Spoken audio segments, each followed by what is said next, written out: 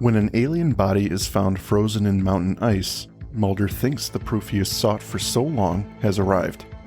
Instead, one man's testimony threatens to derail everything he holds sacred. Ending with a bang, Season 4's finale seems to pit our agents against each other. This is not happening. Agent Scully, I presume you have a basis for this break from Agent Mulder. Yes, sir. Recent events have shed new light on the factual and physical evidence that would serve to prove the existence of extraterrestrial life, which is the foundation of Agent Mulder's consuming devotion to his work. What factual evidence? Agent Mulder was recently contacted by a man whose pursuit of this evidence seemed to coincide with his own. In his intense desire to believe, Agent Mulder was duped by this man. He was fooled by an act of scientific sleight of hand calculated to perpetuate false truths, the larger lie. I am here today to expose this lie, to show the mechanism of deception that drew him and me into it, and to expose Agent Mulder's work for what it is. Welcome back to the show, ladies and gentlemen. This is Not Happening, another X-Files podcast. I am your host, Mike. With me, as always, my good friend, Andrew. How are you doing? I'm good. We're here. Final episode. And we're here. Final episode. You know what I'm doing? I'm gonna celebrate the final episode by having some Halloween candy. You go ahead, sir. You go ahead. Oh my god, that's good. Oh, so good. We are. This is a Cadbury Dairy Milk Oreo. Interesting. Which is like all the things in one. All the things. Well, we're talking about Gethsemane, ladies and gentlemen. The Gethsemane. Final episode of season 4. It's a big one. And like all season closers, directed by R.W. Goodwin. Yep. And who makes an appearance? Wait. I know who makes an appearance. John Oliver. John Oliver, yes. Last Week Tonight fame. Yep. He makes an appearance here. No. We're talking about Margaret Scully, R.W.'s wife. Okay. Right, of course. Well, they both arrived on set, so why not? Why not? We needed someone to get under Scully's skin. Well, that's Bill Scully, though. Well, that too. Margaret doesn't actually do a lot of getting under the skin in this episode. But she pulls the fast one. She's like, I'll just invite the father over to talk to Scully because what I believe is what she believes. It's a glance, though. I know you're such a Mrs. Scully hater. She set that up. Absolutely. She's free to invite people to She's free to invite him. She sits him right next to her. Can you please talk to her? She's dying. She needs to, because it makes me uncomfortable, I need her to revisit her faith. It's bullshit. Yeah, fair enough. Interesting about this episode, the tagline, "Believe the Lie," which they trot out the different taglines for the special episodes. And this is such a special episode. It's not just a cliffhanger. It's a double cliffhanger. It's a super duper cliffhanger. It's a cliffhanger. And I will argue that this episode has a lot going for it, but I think it's a big one. This is when the X-Files was getting really grand.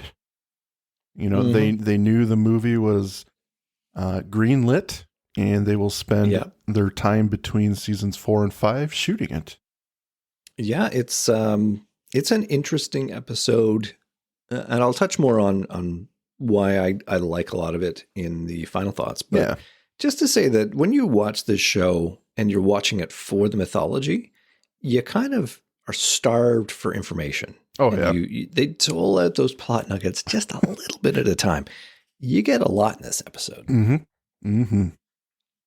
So for that, it's pretty damn good.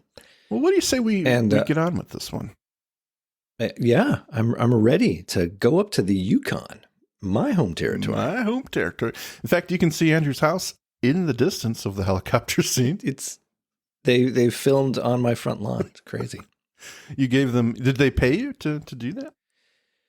I got an associate producer nice. credit, which means that you don't actually get credited. Oh. But they let you eat at the craft services table. Well, that's good. It's kind of fun. Just don't get fired like Michael Bublé. All right. Well, we're going to start this one. We open, Andrew. On the TV screen, we see the NASA Symposium in Boston University, November 20th, 1972. It plays on the screen. It's a meeting of minds discussing alien contact with us as an inevitability in our lifetimes. Dramatically, we fade to Mulder's apartment. Riddled with agents, Scully comes in slowly. The detective identifies himself as she makes her way through the police to find a body at the foot of Mulder's couch, wrapped in white cloth. She's been brought in to identify. As she steps closer, the man kneels down to reveal to her the dead person's face, cleverly hidden to us by someone else's presence. Her horror betrays the look on her face as she identifies the body as him. She turns away, and we fade to an FBI panel, headed by Blevins. It's a long, dimly lit room with a table in the center. She arrives to Blevins' questions about why they're here. She begins summarizing her time at the FBI and her assignment to the X-Files. As she discusses briefly their cases, she casts not just doubt, but invalidation over Mulder's works as a whole.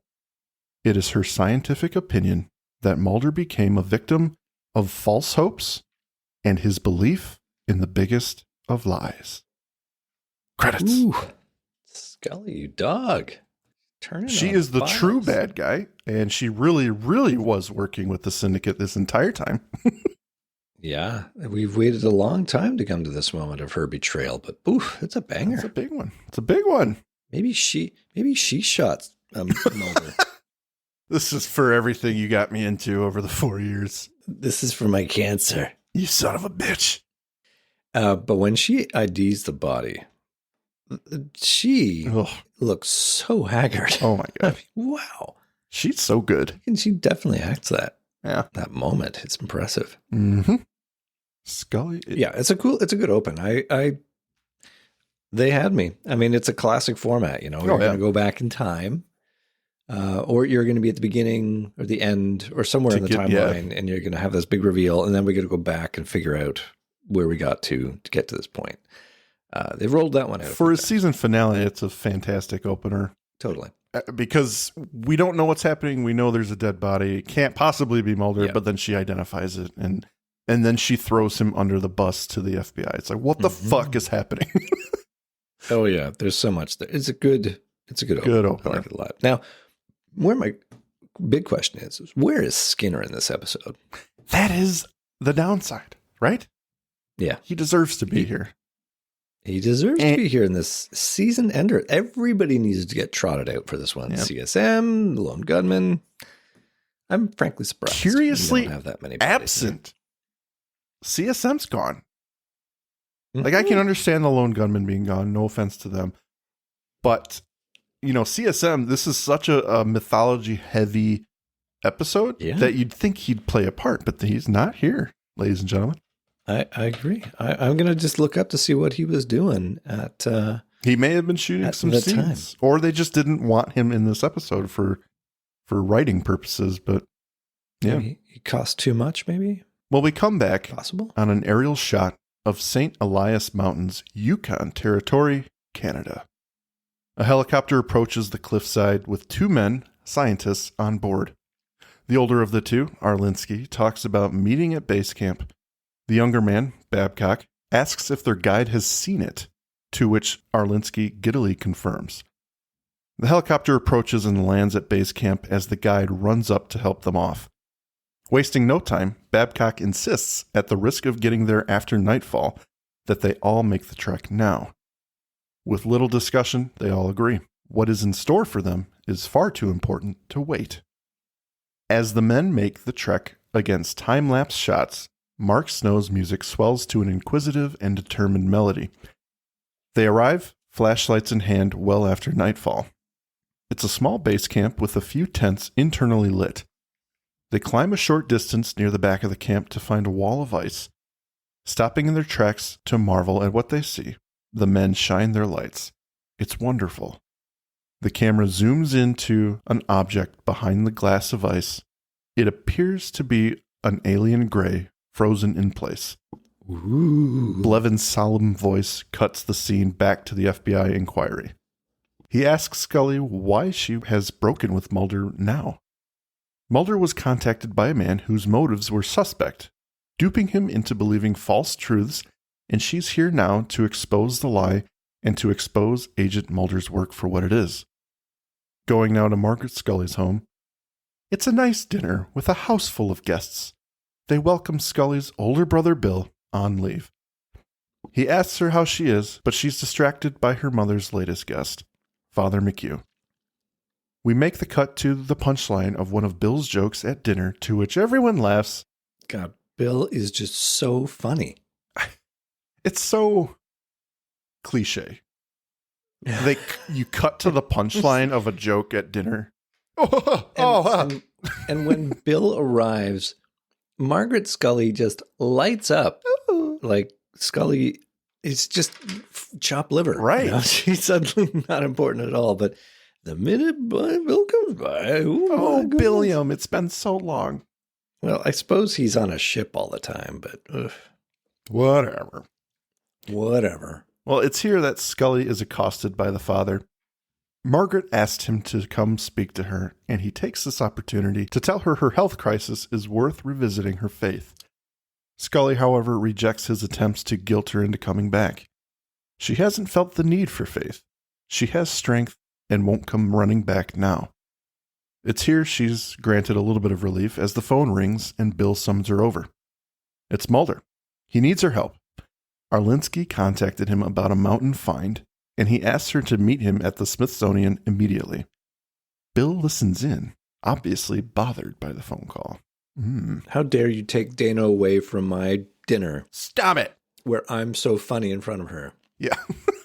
I was making all the jokes. I had really good momentum, and then you called. And then Dana had to go away for work. How dare you? I'm on leave. Do you not know that? Although, in his defense, I can't believe I'm being apologist for Bill Scully, but he knows about the cancer, and he knows that this is a special moment, and, you know, there's not many of them left, so he's a little possessive, and I get that. Still a prick. At the Smithsonian, Mulder briefs her on Arlinsky. This couldn't wait. He's a forensic anthropologist. He was involved in an embarrassing photo enhancement scandal, but he has professed his innocence, and what he has to show them is unbelievable. Mulder won't tell her what she's about to see because he wants her to see for herself. I assume, Andrew, for scientific purposes or for her to make her own assumptions or conclusions. So I kind of that he's not telling her. I'd like it too. It is the classic thing of you've got to come and see this as opposed to just tell me what it is. Right. You know, right. like literally, I don't want to get my ass out of this chair to come and see what you have to tell me. So fine, I will just come there. Fine, whatever. Not that I was having a dinner with my entire family who are all going to give me shit later for this, but you know, it's a big deal for you. We're partners, so fine. I'll come. But yes, I do like that they know each other enough that he is saying, if I just told you, you wouldn't believe me. You've got to come and see this picture. In the office with Arlinsky, a slide of the frozen ET behind the ice fills the screen. Arlinsky tells them it is over 200 million years old, perfectly intact. It was found at high altitudes and in a crevice. Could have frozen fast enough to avoid predation. A Canadian geodetic survey team found it. They're all still up there. No one else knows about this, and Arlinsky came to Mulder, who at first glance seems to be a bit cautious. Given Arlinsky's recent association with a hoax, it's a fair sentiment. The old man admits it's incredible, but the ice core samples can't be faked. He shows them a freezer of long steel tubes. He believes the object is the complete corpus of an extraterrestrial. Mulder pushes back here. It's also indefensible. The people verifying its authenticity are the same people who buried the truth to begin with. But that's why Arlinsky came to the agents first. He wants to get the specimen out to have it identified themselves. Mulder can have the proof. They just want the credit. The agents leave, and Scully seems disinterested. When Mulder's shocked that she has no opinion on what they just witnessed, she says, "This is your holy grail, not mine." And Mulder tries to level with her. This is not some selfish pet project of mine, Scully. I'm as skeptical of that man as you are. But proof, definitive proof of sentient beings sharing time and existence with us, that would change everything. Every truth we live by would be shaken to the ground. There is no greater revelation imaginable, no greater scientific discovery. You already believe, Mulder. What difference will it make? I mean, what will proof change for you? If someone could prove to you the existence of God, would it change you? Only if it had been disproven. Then you accept the possibility that belief in God is a lie? I don't think about it, actually, and I don't think that it can be proven. But what if it could be? Wouldn't that knowledge be worth seeking? Or is it just easier to go on believing the lie? I can't go with you, Mulder. Well, can you at least take a look at those core samples and tell me if they're a lie? That's all I'm asking. It's a good scene. I like it because it's a commentary on faith in general, not just in God, but in that which can't be readily explained. And I think there's a deeper God, philosophy. Yeah. I think it's really cool. It plays really well. Mulder makes a good point that, pursuit of knowledge is essentially the goal. And, why wonder when you can know? So I think that's a nice little discussion between the two. Get some thinking. I agree.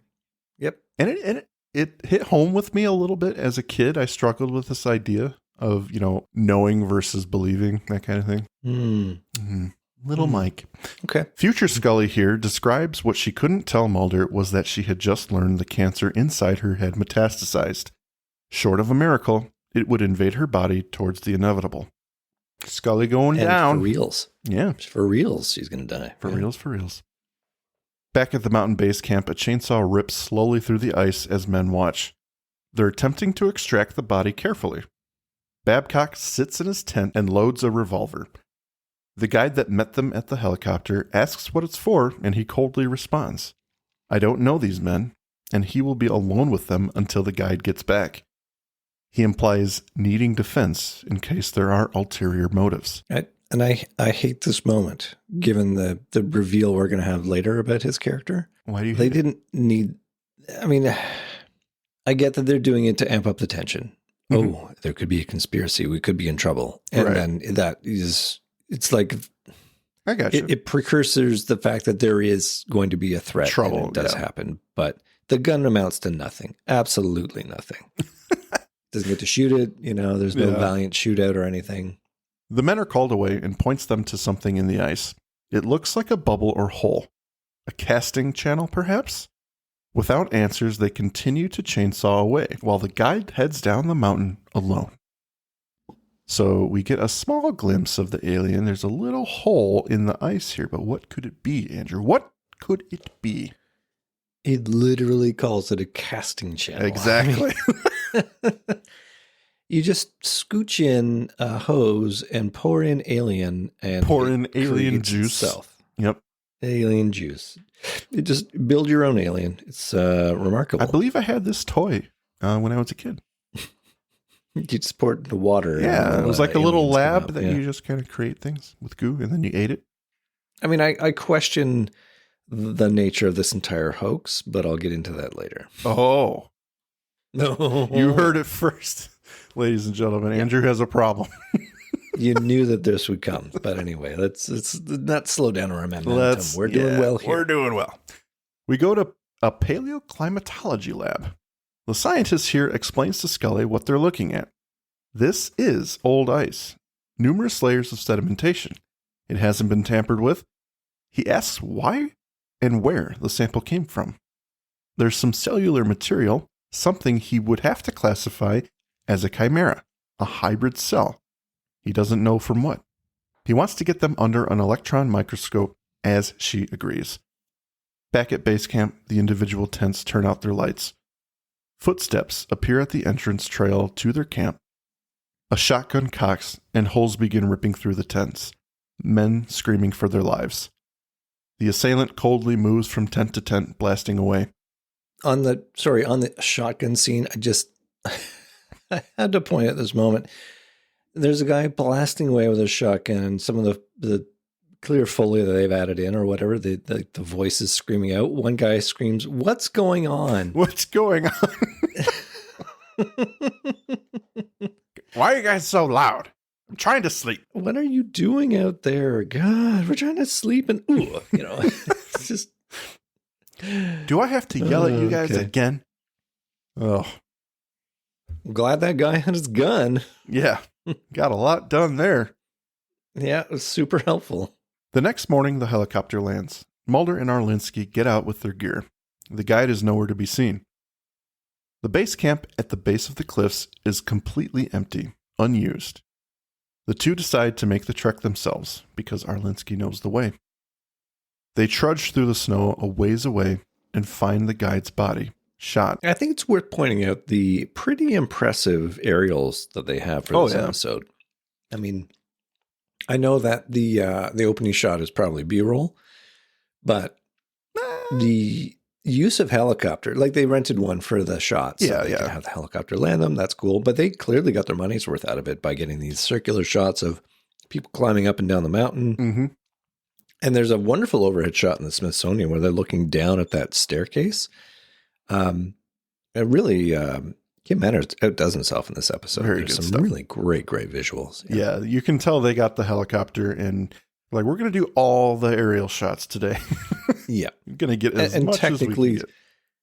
Technically, those shots would be probably done by a second unit. But, I mean, somebody's got to keep everything going on time and decide what you want to look like. And that's all Kim Manners. So, kudos. Well, Mulder looks on curiously ahead at the snow-covered mountain as they continue on. Scully arrives back at the lab for Dr. Vitaliano, only to find a man in a suit in the lab. He has no answers for her questions and plays dumb to the doctor's location. The man takes a long cylindrical steel tube and leaves the lab. Scully takes a moment to observe and sees the refrigerator open, the other steel tubes in disarray. She rushes to pursue the man. She spots the stairwell door closing and enters. When she goes to open the next door, it bursts open. The man knocks her back into the corner. He tries to escape through the door and knocks her down the flight of stairs as she fights him. At the mountain base camp, it's nighttime. Immediately, it is a grisly sight. Dead bodies everywhere. Mulder arms himself as Arlinsky rushes to Babcock. Then he fears for the alien body and rushes to its location only to find it missing. A large rectangle cut deep into the ice wall. Mulder hears someone. It's Babcock, still alive. They manage to get him speaking. He has some good news, though. He's buried the body. In the next scene, a tent is moved, and Arlinsky swipes at... What? I need to... I mean, yes, around at the scene we see the body there, but I mean, he buried... I was getting to that. Block? Yeah. Okay, I'll let you get to No, it. you're good. You're good. No, we're not done that scene. I was sure you got about 10 more words. Yeah, 10 more words. No. So in the next scene, a tent is moved, and Arlinsky swipes at the snow below their feet to reveal the alien in the ice. So the big block somehow fit nicely under their tent without being obvious. Well, and how much does that thing weigh? Right? I mean, how did you move that? Yeah, by yourself, wounded with a shotgun. Well, no, I guess he did it before they all got shot. Question mark? And why? And I guess it also implies that he did it without the other people knowing. I don't know if I'm reading too much into that. Well, I'm gonna give it the benefit of the doubt and say that they did it as a team. Mr. I brought a pistol because I think that there might be people out there with ulterior motives. Says to everybody, says, listen, guys, we cut it out. We've all had some beer. It's been great, but we should really probably put it somewhere safe. Let's put it under one of the tents and hide it. I understand this thing weighs a ton, but we can all just shove a little, get it in position. That way, if somebody comes by with, say, a shotgun or something, he'll never find it. What are the chances of that, right? We're on a mountain. What would never happen, but I just want to take a little precaution if you're all on board with that. No, sure, Bob. Yep. Sounds great. Woo. Andrew, I love that thought. I do. except that he implied the people he was afraid of are the people he's working with. Oh, you're right. I don't know these men, do you? Yeah, good point. Okay, so does not check out. Does not check out quite as well, although it will later a little bit. Yeah, guys, just keep drinking your beer. I'm just gonna do something over here. God. We go back to a hospital. Scully buttons up her white shirt as Bill comes in, blood on the back of it. He brought her a change of clothes, and there's an awkwardness among them. She tells him what happened, and she says she's okay, but he knows better. He knows about her cancer, and he's upset with her.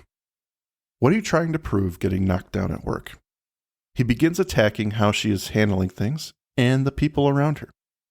Her responsibility is to them, as if she needs to tend to them, Andrew. She's dying of cancer, and she's supposed to feel bad for the people that have to feel bad for her. Well, that is not uncommon, and we've pointed that out. We pointed that out the last time yeah, exactly. Margaret came to help and then immediately had a freak out, and it was up to Scully to comfort her. So it runs deep in this family. How dare you? I give them credit for writing true to form. Right, yeah, that's true. He finally confronts her about Mulder. You care about him, but where is he? It's here that she ends the conversation and leaves the room. On a truck loading dock, Mulder and Arlinsky unload a wooden crate, perfectly sized for an ice block this size. Is such, I don't know, the plot loses me at this point where how, right. how do they do this? You have to just accept it. They got the block of ice off this mountain with a helicopter somehow. There's a story behind that wooden crate. And it's like, who has got the woodman's, the craftsmanship skills to make that between the two of them? Yep. Or what company did you hire in the mountains of the Yukon to come and box that sucker up and then put it on a truck, and then you drove it from the Yukon back to Washington? I mean, there's a flight in there. So what? Don't even get me started on the travel shenanigans there, because that is a 5-day journey over the Rockies. The least they could have done is have the warehouse in Canada. Arlinsky set it up beforehand or something. Make it a little bit more believable. Not believable, just a little bit more believable. Mike, I have it. Uh-oh. And we set it up in our previous episode. Uh-oh. Lucy at the FBI. Lucy, she was ready. Travel agency. She, at the touch of a button, Lucy, I got a problem. Don't you worry, Agent Mulder. I'm on top of it. What's that, Mulder? You need a crate? I got big. I got small, extra big, alien ice size. You just tell me how big you need. I got a crate guy. He's ready to go. His name's Ted. It's funny. He's in Yukon right now. Unbelievably. He's right. He's in the area. He's also pretty good with a shotgun. Would that be useful for you? Oh my God. Lucy, I love you. Yeah, we're going to come back to Lucy, that's for sure. So in the dark warehouse, they use a mechanical pulley system to raise the block of ice and lower it into warm water. And who the fuck, to add to the travel times, who the fuck knows where they got this or where this even is? Yeah, set it up in advance. Lucy is amazing. She is amazing. I can get you a pulley system, no problem. Yeah, so you got a block of ice and you got something that you're gonna need. You need a vat of warm water. Microwave that. You're gonna need some warm water. Where is she? Is she in Brooklyn? Is that the accent where I'm just making one and doing a terrible job of it? So I apologize to our listeners. But I'm picturing her with long curly hair, kind of like Jane in Zero Sum, snapping gum. Oh, yeah. And she's definitely a gum chewer. Yep. Twirling her ringlets in her fingers as she's on the phone. Absolutely. Does crosswords while she waits by the phone for the calls. I think this is really coming together, Andrew. We're going to come back to this one so often. Oh, I can tell. Well, Mulder insists on carbon dating tests, citing another hoax brought down by carbon dating. Babcock says there are 6 dead men up there, casting doubt on the hoax idea. The scene ends with the center of the block melting away to reveal a brownish-gray alien body, eyes large and black. I'll tell you this. I really wanted it to be that they cut into it in the old alien autopsy scene, and it was a guy in a suit. Yeah. From Jose Chung. It's the same pilot from Jose Chung's.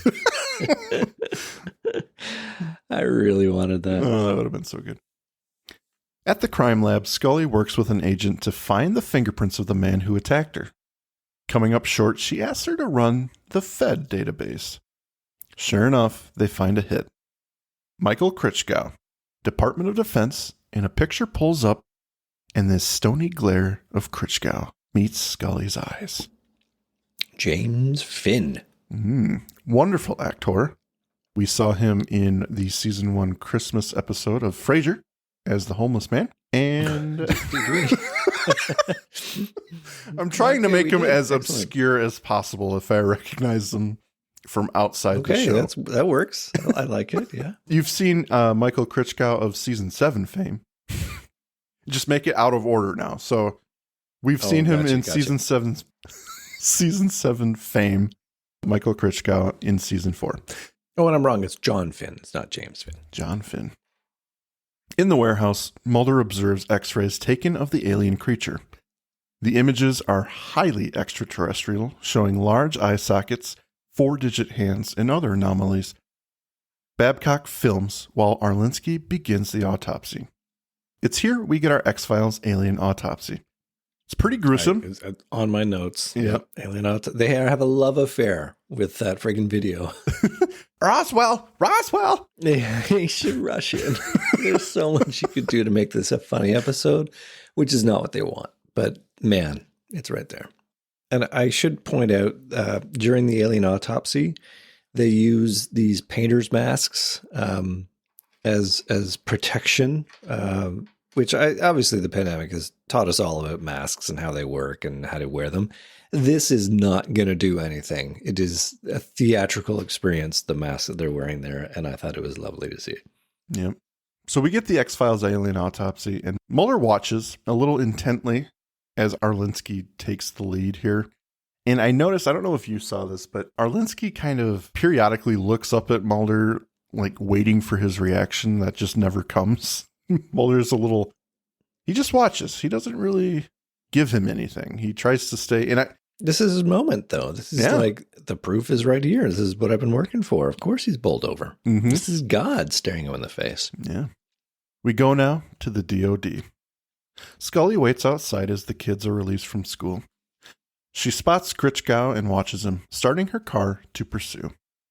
He enters the parking garage and she speeds up to him, scaring him as she stops inches away. He runs, hides while she gets out to pursue, gun in hand. As she scans the cars, he's nowhere to be seen. Suddenly, a car starts in the distance. It's Krichkow speeding off. She bolts for the nearby stairwell and flies down the stairs to cut him off.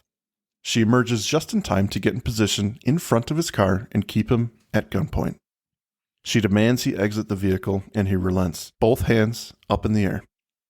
He exits the vehicle and apologizes. He had no choice, he says. If she arrests him now, they'll kill him. And then he drops the information, Andrew. The same people who are trying to kill you. The same people who gave you your cancer. Okay. Cool scene. I like it. Is she arresting him for pushing her down the stairs? Is that the official charge? It is assault. It is. Especially of a federal officer. Yeah. Yeah, there's some time involved in that. I mean, we never really follow up on the fact that he stole the ice core. Well, I think it becomes more an interest in, okay, what has this guy got to say? And he begins... he's a thread they got to tug on. Absolutely. Oh, yeah, absolutely. Yeah. Back at the warehouse... I was amazed that she didn't... There's that moment when she almost runs him down. She tears into the parking garage and like stops. And I was half expecting him to slap his hands on the hood like Skinner did. Yeah. Zero sum. I do have to compliment Mark Snow on that scene as he's slowly like ramping up the music while she's looking for him. Mm-hmm. it's kind of coming to a head. I really, really enjoyed that scene. No, it's a cool scene. Critchkow inserts himself into the Mulder-Scully dynamic, and he's got some stories to tell, Andrew. Oh, God, he's got so many words. So many words. Back at the warehouse, the autopsy is just about finished up when Mulder gets a call. Future Scully explains she contacted him. How he had managed the frozen corpse by helicopter down the mountain and across the border. He was ready to believe. The proof he'd been looking for all his life. However, it was Critchkow that told her a very detailed story that proved Mulder was misled. She convinced him to come hear the story for himself.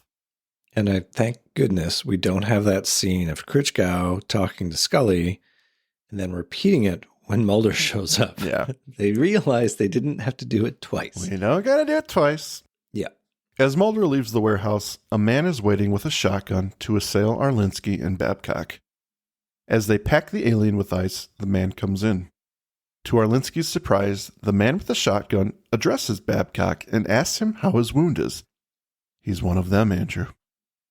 As Babcock closes the door, Arlinsky is shot. Babcock returns calmly. The shooter asks if Mulder is a believer. Oh, yeah. Something is afoot. Mm-hmm. So there's a lot unraveling here at the end of this episode. Inside Mulder's apartment sits Critchkow as he tells an annoyed Mulder his story. The lie you believe, that they have cleverly led you to believe, Agent Mulder, is that there is intelligent life other than our own, and that we have had contact with these life forms. So you're saying this has all been orchestrated? A hoax? Which you've been used to perpetuate. You come by this knowledge how?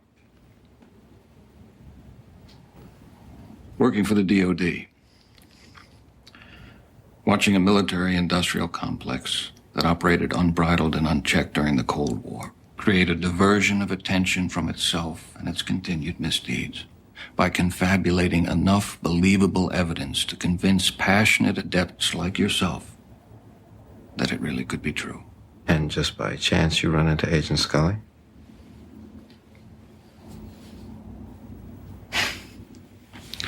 It's just like you, Agent Mulder. Suspicious of everything but what you should be. I ran the DOD's agitprop arm for a decade. I can show you records of disinformation dating back to the Korean War before you were even born. Why come to me now? Why not 4 years ago? I have a son who's very sick. He served in the Gulf War.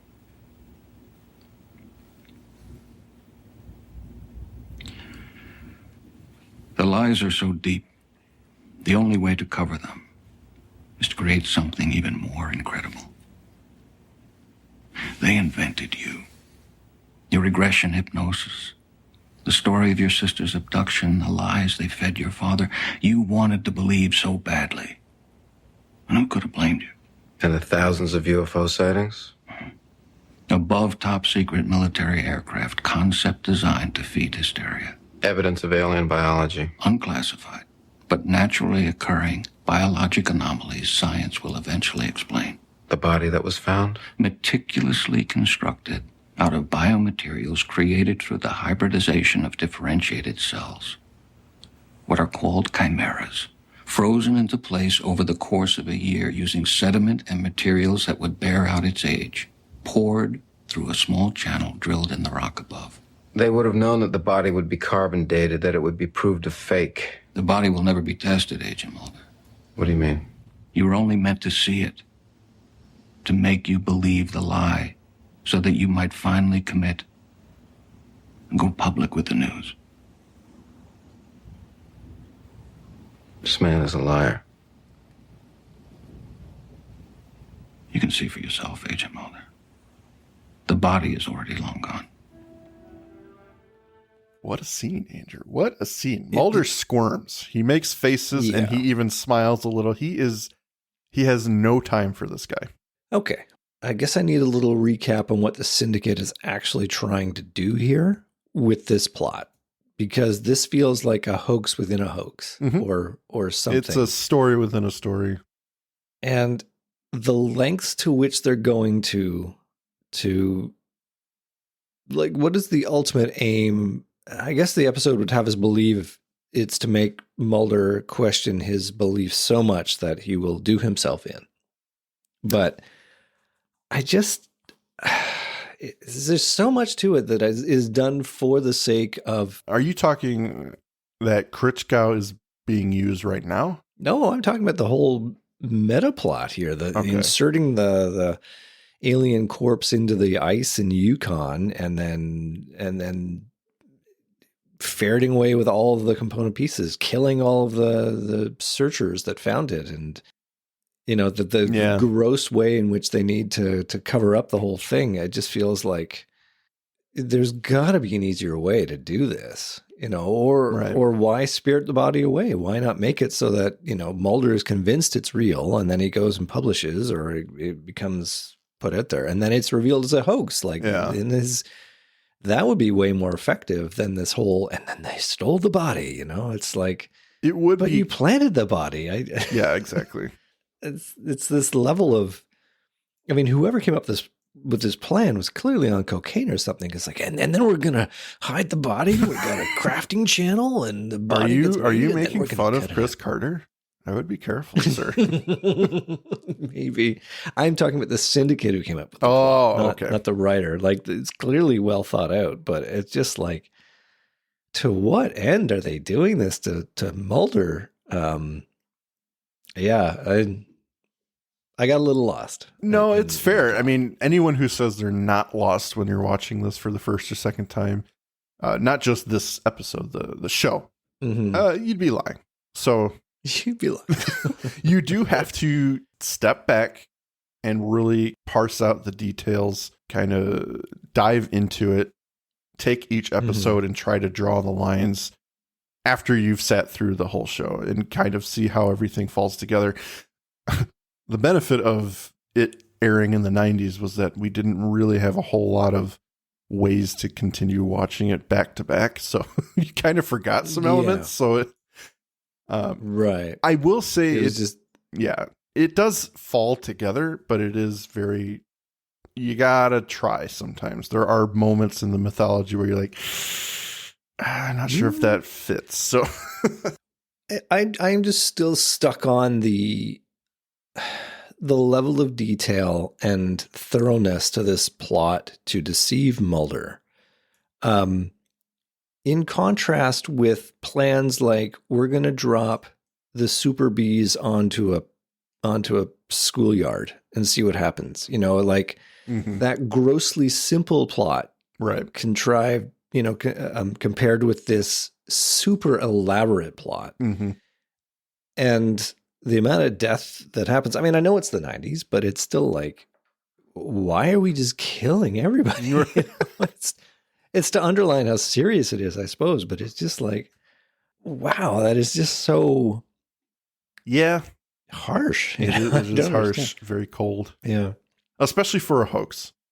Exactly. If the ice team or the mountain team, whatever, had come across something real, that the Syndicate did not want them to, then I could see the deaths being justified. Which I suppose you could argue that they have to do it like this to make it sort of fall in line with the response they have with any other big discovery. Exactly. And by doing it like that, you know, if you didn't do it, then Mulder wouldn't believe. Why didn't they kill anyone when their MO is to kill everyone? I suppose. Anyway, it just happened this way because the plot said it happened this way. Now, so I'll shut up and we'll get to the end, and then we can final thoughts it. Yeah. At the end of the conversation, Mulder walks away. He heads back to the warehouse where he finds the body gone. Arlinsky dead on the ground. Scully finds Babcock drowned in the water tank. She tells him what Krichkow described is exactly what the scientists found. Chimeras, hybrid cells in the Matrix. Mulder becomes antsier and more desperate as the scene goes on. He can't bring himself to believe this is not true. He gets angry with her. What the hell did he say to you that you believe him so readily? She tells him that Krichkow mentioned that the men behind the lies gave her cancer to make you believe. We now go to the opening scene, Andrew. Ashley Montague describes the likelihood of intelligent beings in the universe, more intelligent than we. Mulder sits on his couch, tears in his eyes. As the scene progresses, he becomes madder and madder, tears streaming down his face, until eventually we crossfade to Scully back at the hearing. She was summoned to Mulder's apartment to identify a body. She pauses. Blevins coaxes her to continue. Emotional, she tells the room, Agent Mulder died last night from an apparent self-inflicted gunshot wound to the head. Credits. Whoa. Boy. Oh, boy. Oh, boy. That hits home, man. That's scary. But we got some real sad characters there. Sad Mulder is sad, and sad Scully is sad. It is a testament to Gillian Anderson's acting chops. And it is also, as we come to find out in the next episode, a testament to Scully's acting chops. Yeah, we got some real meta stuff going on there. So give me your final thoughts, man. For a mythology episode, it's great. I mean, there are no less than 3 big revelations. Again, if you're watching the show in the 90s to see where the big overplot goes, then this episode gave it to you in spades. I am not a huge fan of the plot device. Just, giving a report in the conference room to recap the action. I really prefer showing rather than telling, but it does set up the huge cliffhanger at the end, coming full circle to tell the truth. How dare you? I know, I had to. It indeed shows that it was Agent Mulder identified off the top. So bravo episode for getting us there. I'm on board with the way they construct it. It works. Mm-hmm. I just said it. I'm stuck on the amount of violence used to cover up this hoax. I mean, it's an action show. You need action. The action is going to be gun related, but it's callous in a way I don't think it needs to be. Like the Syndicate, they play the Syndicate so disparately. And I suppose you could say that it's different people on the tiller at different times. Like sometimes they have these really base, simple plans that just cause chaos for no great reason. And then sometimes they have this hugely artful, expensive cast of thousands plans to make this thing happen. And I question to what end, is it designed to work?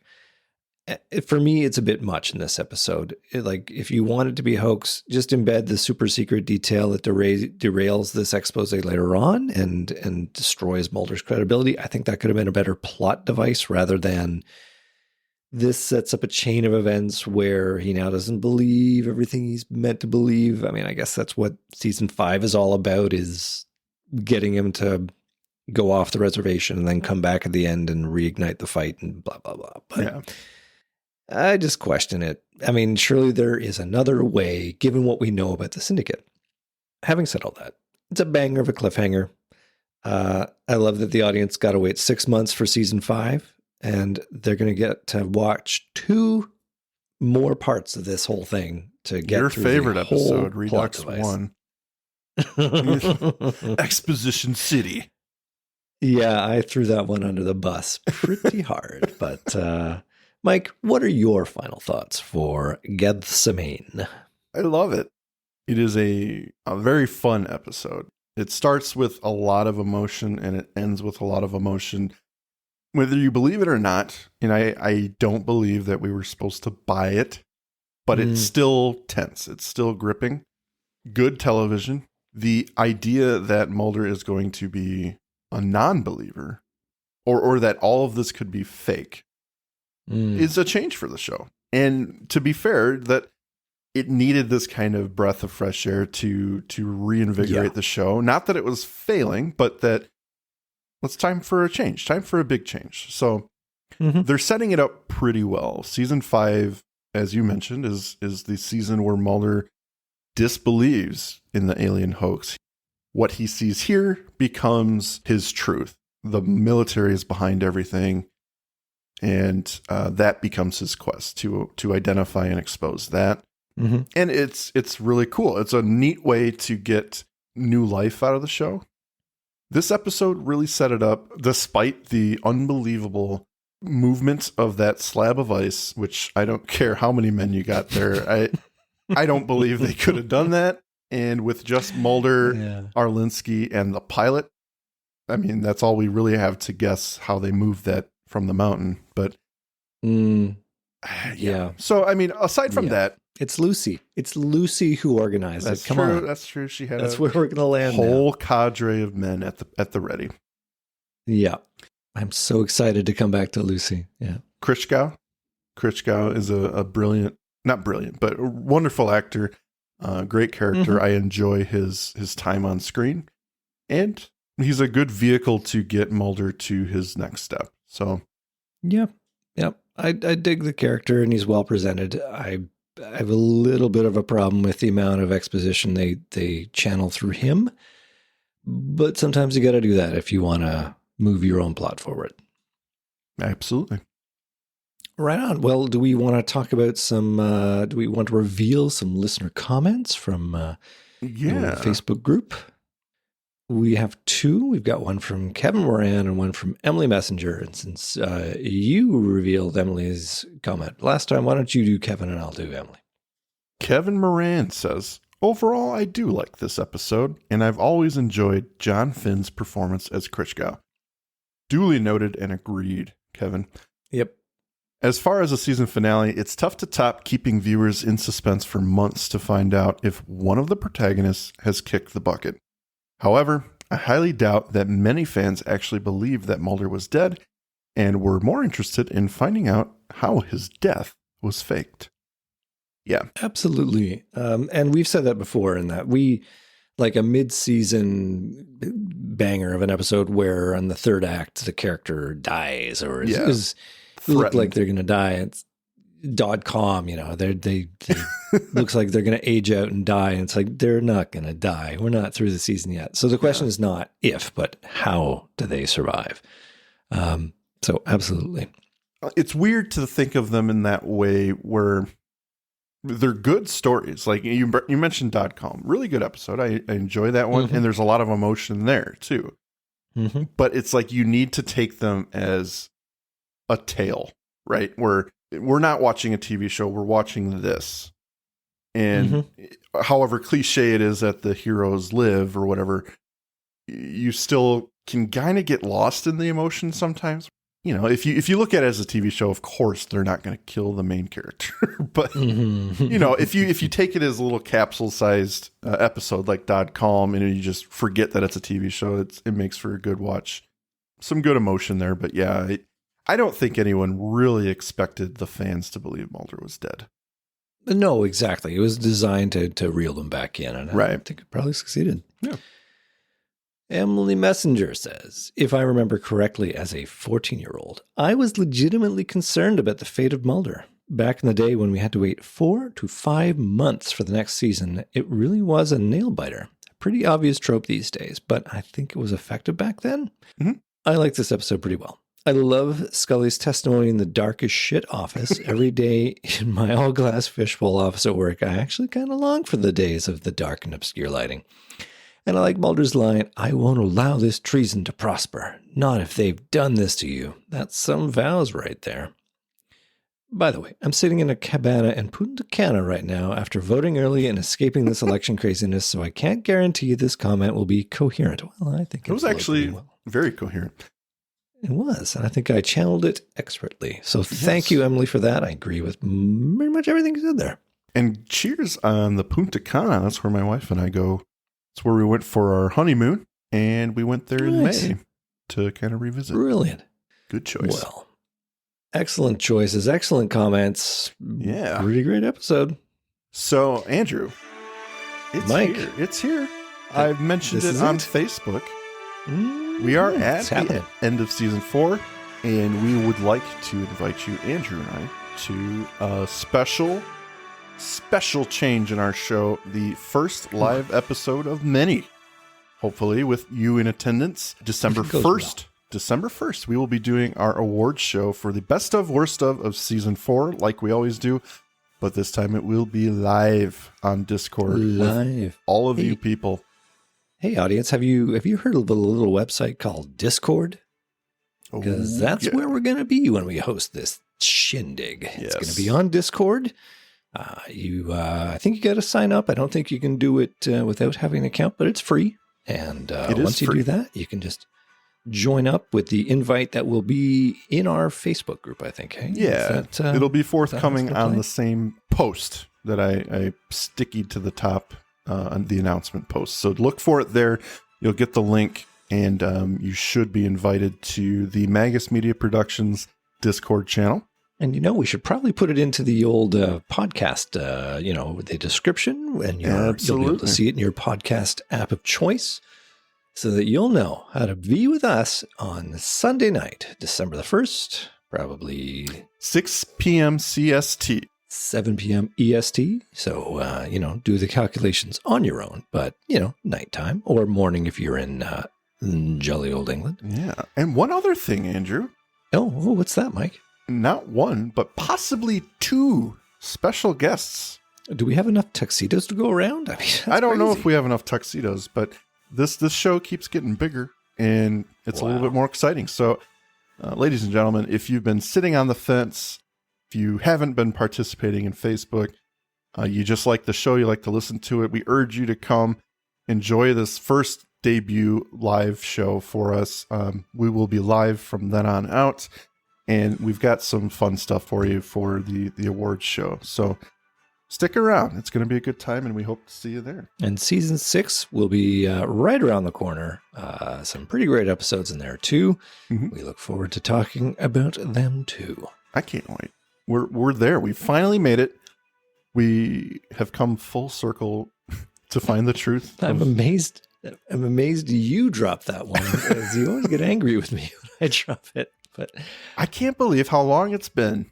Out of respect, I have been avoiding using that particular turn of phrase, but I'll step it up just for you. Thank you very much.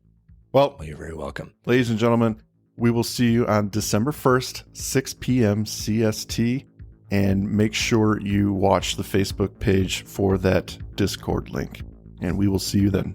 Thank you for listening to today's episode. If you liked what you heard, please rate and review on your podcast app of choice. Andrew and I would be eternally grateful to you fine people for helping us expand and get the word out. Also, we've got a killer group on Facebook.